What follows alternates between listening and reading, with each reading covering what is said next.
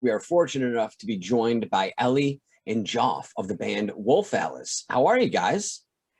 Good, thank you. Thank you so much for taking the time to do this today.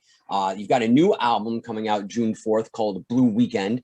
You've revealed 3 singles from that so far, including The Last Man on Earth, Smile, and the latest single, No Hard Feelings, which is just absolutely lush, almost hypnotic. One of my favorite tracks you guys have put out. If these 3 songs are just a small taste of what's to come with Blue Weekend, I couldn't be more excited. Oh, fantastic! Yeah, well, can't wait to show you the rest. Very cool. So I'm assuming COVID probably had a pretty big impact on what went on with the record, since we were all kind of, isolated and alone for just about a year. Do you think the whole process of being quarantined helped the creative process at all with the new record, or was this sort of established and partially written before the pandemic? It was written before the pandemic, yeah. So all the material was done pretty much exclusively beforehand. Some kind of lyric changes and some little bits and bobs, but mostly, yeah, everything was written before we started recording. January 2020, and then, yeah, couple of months later, month and a half, something like that, the pandemic hit. We had to make a call on whether we stayed in the studio or not. We were in Brussels at the time, and they locked down before us in the UK. We decided between us, the management, the label, the recording studio, our families, it was best if we stayed and worked, being a kind of golden opportunity to do something well. Everyone else was going to kind of be idle, really. And it was an interesting one, how it affected it, really. I think you always want to isolate to some extent when you're making a record, but maybe not to that extent. So, just things like being able to blow some steam at the end of a week, or, just do something else, go see some other people, whatever. We couldn't do that. We were constantly in the studio, constantly focused, which I think meant we did focus in on things probably in a greater degree of detail than we would have normally done.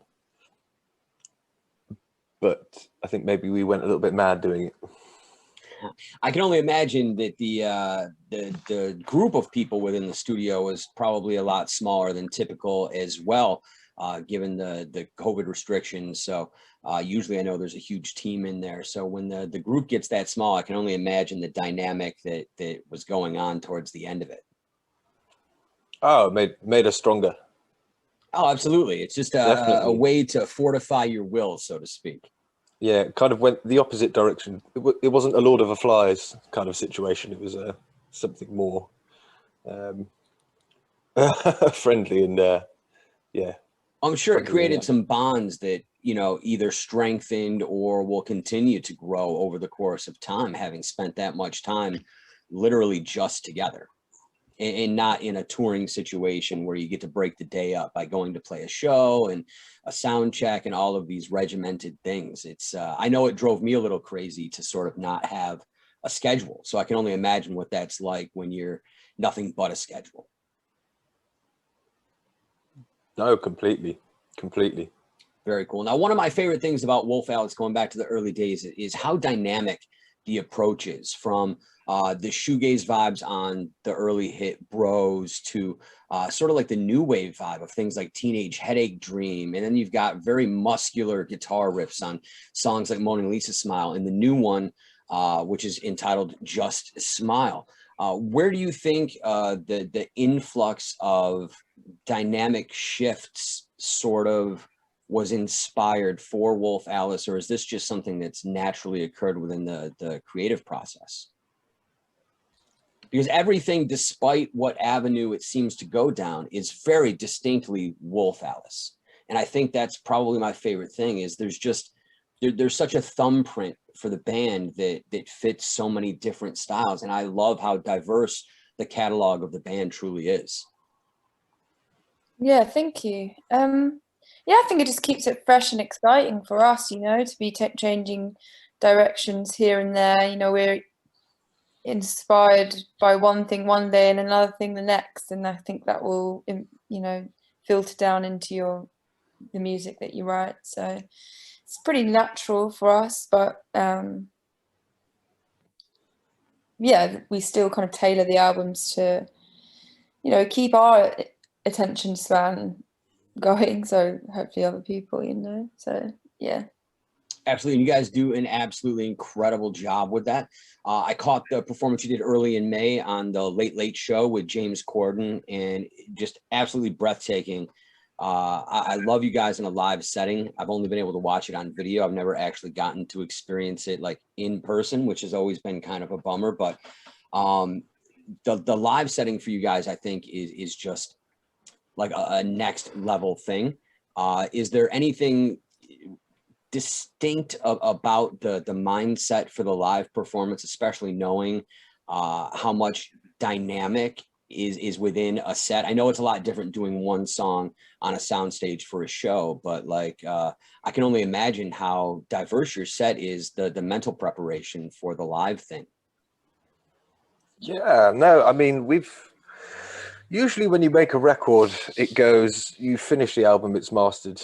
Well, you finish the album, come home, it's mixed and mastered at the same time. You're rehearsing for a show, shooting loads of music videos, doing all the press in like the space of a month, and it's kind of like absolute just craziness. But this time around, you know, we've been rehearsing since January, I think, since we were kind of legally allowed to here. And it's been really fun. It's been really fun kind of working out how you play these songs, because there's a lot of different instrumentation. Some of them are very different to the kind of things we're used to playing. We've been playing with a new live member, and that's been really exciting. And it's been really exciting as well as, you know, working out how we're going to play these new ones, kind of working out how we better the old ones as well. So we're just so excited to get back out and playing shows. It's kind of, you know, it's our bread and butter. It's what we love, and it's what we've missed. Absolutely. Well, August is right around the corner, and it's been announced that you guys are playing both Leeds and Reading, August 27th and 28th. I'm sure you're excited to get back out on stage and get in front of your fans. Is there any concern or hesitation given the pandemic and the climate with that? Yeah, I guess it won't go ahead if it's not safe, you know. Well, I think so. Not really, but yeah, I guess it's going to be strange to be in such a big crowd. Well, who knows what the crowd will be like when we play, but it will definitely be. I mean, I'm hoping it will be a kind of celebratory affair rather than an anxious one, you know. So I'm looking forward to it if it goes ahead, and I don't think it will go ahead if it's not going to be safe. So yeah, I don't Absolutely. know. I know I have a lot of anxiety about getting back into society, so I can only imagine what it's like to take on the daunting mindset of knowing that you're going to a space where there's going to be tens of thousands of people. Yeah, I mean, look, you just have to kind of put your trust in the people that are making the decisions, really. And kind of go, you know, this is out of our hands. And as Ellie said, if people saying it's safe, we got to trust them. Absolutely. Now, you're also slated to do a tour of the UK and Ireland early in 2022, which by then, obviously, things will be fully functioning and hopefully back to normal.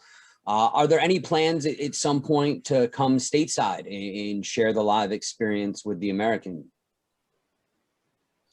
Oh, Yeah, yeah. Hopefully as soon as we can, really. Yeah, there's plans. Yeah. Very cool. And I'm sure by 2022, all of the big festivals will be back and running. I know they're attempting Lollapalooza in Chicago this summer, but I know that's going to return to like a 3-day thing in 2022, and things like Bonnaroo and whatnot, I think will be alive and kicking. So hopefully 2022 will be the year we get Wolf Alice stateside and we can go and enjoy some live music. Yeah, I hope so. I really do. Very cool. Once again, this is Ellie and Joff of Wolf Alice. Their new album, Blue Weekend, drops on June 4th. I, for one, cannot wait. The 3 singles are out now. The most recent is called No Hard Feelings. You can hear it Sunday on 95X on The Fringe. Joff Ellie, thank you so much for taking the time to do this today. I genuinely appreciate it. It's always great to connect with some of your favorite artists. And this is another one that I can check off my bucket list. So thank you very much. Oh, thank Oh, it you. was a pleasure talking to you. Thank Very you. cool. Much success headed your way with Blue Weekend, and we look forward to the album dropping on June 4th. Thank you again, guys. Take care. Thanks, Cheers. Scott. Bye.